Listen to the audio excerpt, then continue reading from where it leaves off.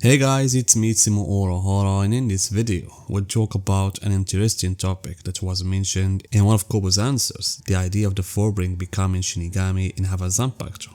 So Kubo's answer increased my interest in this topic because I started thinking about Genjo, Tsukishima and Giriko having roles in the Quincy arc when they first appeared in the chapter, I think 517 or something like that, as souls and not as humans, especially since they were welcomed by Kukaku.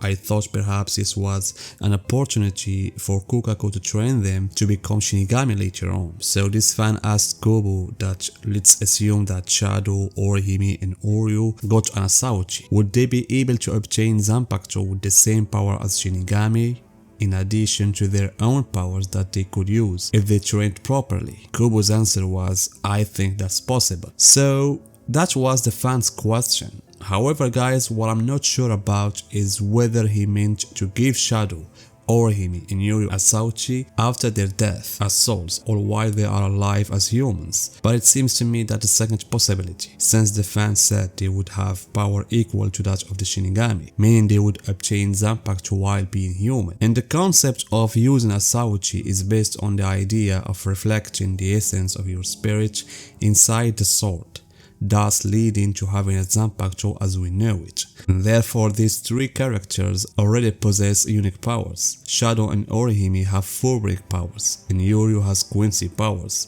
and all of them have great spiritual energy. So aside from their special abilities, which each one of them has, if they had Asauchi, they could reflect their spiritual essence and acquire a Zanpakuto.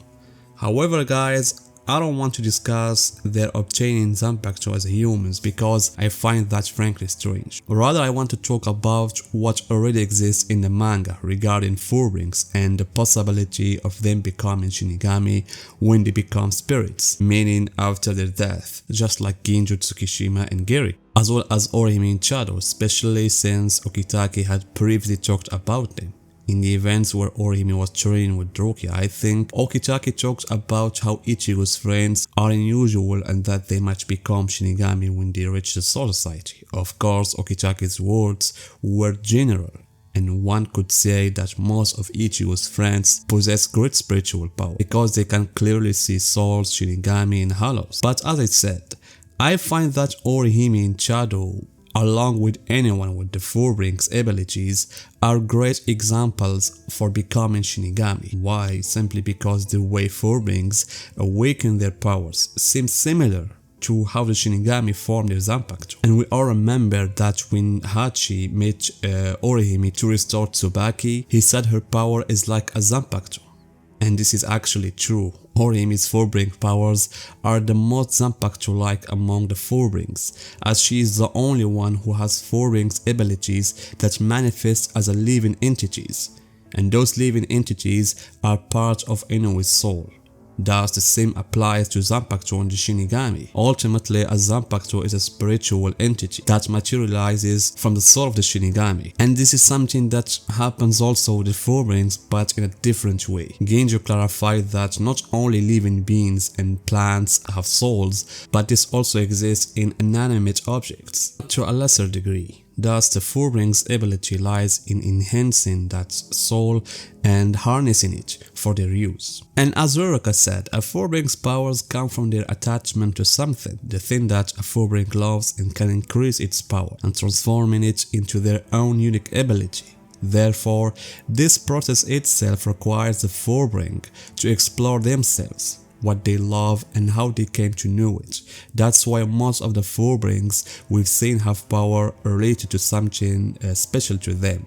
Genjo has a necklace, Tsukishima has the book, Shadow found his ability in using his arms due to his grandfather's words and the situation he was in, and Orihime awakened her powers through her pains given to her by her brother. Of course, there is a difference in the source of power between Orihime Shadow and the other Fullbringers. Orihime and Shadow awakened their powers because of the Hoyoku, while the other Fullbringers had remnants of the kings that were within them. However, despite the difference in the source of the power, the process is the same.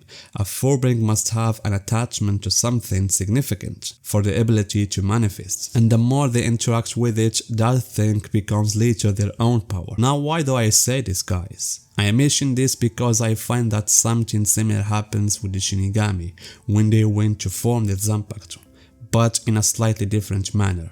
When Shinigami obtain a Sauchi, they must stay close to it for a long time, and as Nimai said, sleeping and eating with them. All of this to reflect the essence of their power or their soul within it and create a Zanpakuto that mirrors their personalities and the capabilities of the Zanpakuto. That's why, guys, I find this similarity in how power is awakened could greatly facilitate any Fullbringer who wants to become a Shinigami in the future. Moreover, guys, if we take Kubo's answer into account, the Fullbringer would be able to keep his original abilities as a Fullbringer. And we all saw this when Tsukishima used his power in attempt to fix Ichigo's Bankai. For this, guys, I find Tsukishima the best example that can highlight how unique it would be for a Fullbringer to become a Shinigami. First, as we said, he would keep his ability, which is already special. Tsukishima manipulates others' memories. Second, he would obtain an Asauchi different from the sword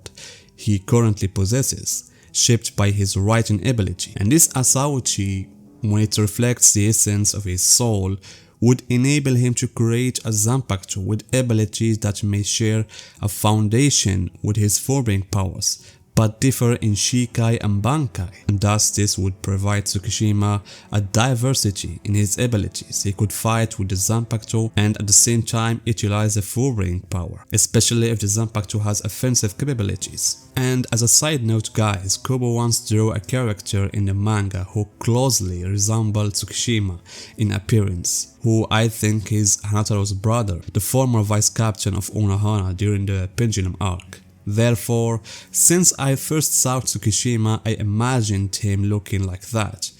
Maybe he could be in any division, but for Genjo I saw him in Division 13 that was led by Okitake, and we know how Okitake used to have a conflict with Genjo. In the novel, this was fixed and Genjo knew the truth, the whole truth about Okitake, and that Okitake wasn't the one responsible for the killing of his friends, but Tsuneyashiro. And then, guys, what do you think about this topic? The Fullbringer having a Zanpakuto or becoming a Shinigami in the future? Do you support this scenario, this idea, guys?